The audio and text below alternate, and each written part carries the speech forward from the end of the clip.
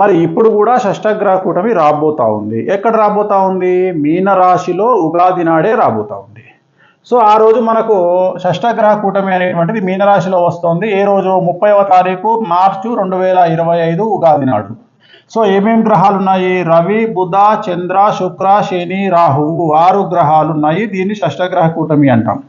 అంటే 6వ స్థానము, 6 గ్రహాలు అనేటువంటివి దేనికి కారకులు అవుతాయి? రోగస్థానము, సంచలనాలు, శత్రుస్థానము. ఈ 3 స్థానాలను 6వ స్థానం అనేటువంటిది కమాండ్ చేస్తూ ఉంది. సో మరి షష్టగ్రహ కూటమి మీనరాశిలో వస్తే ఏ ఏ రాశులకు సమస్యలు ఏర్పడతాయి?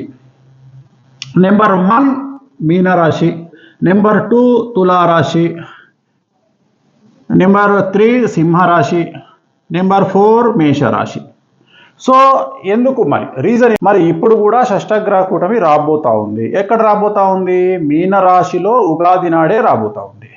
సో ఆ రోజు మరి ఇప్పుడు కూడా షష్టగ్రహ కూటమి రాబోతా ఉంది. ఎక్కడ రాబోతా ఉంది? మీనరాశిలో ఉగాది నాడే రాబోతా ఉంది. సో ఆ రోజు మనకు షష్టగ్రహ కూటమి అనేటువంటిది మీనరాశిలో వస్తుంది. ఏ రోజు? 30వ తారీఖు మార్చి 2025 ఉగాది నాడు. సో ఏమేమి గ్రహాలు ఉన్నాయి? రవి, బుధ, చంద్ర, శుక్ర, శని, రాహువు 6 గ్రహాలు ఉన్నాయి. దీన్ని షష్టగ్రహ కూటమి అంటాం.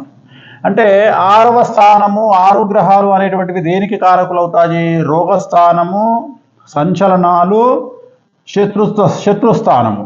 ఈ 3 స్థానాలను 6వ స్థానం అనేటువంటిది కమాండ్ చేస్తూ ఉంది. సో మరి షష్టగ్రహ కూటమి మీనరాశిలో వస్తే ఏ ఏ రాశులకు సమస్యలు ఏర్పడతాయి?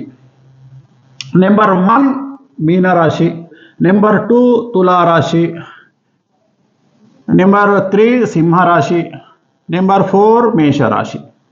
సో ఎందుకు రీజన్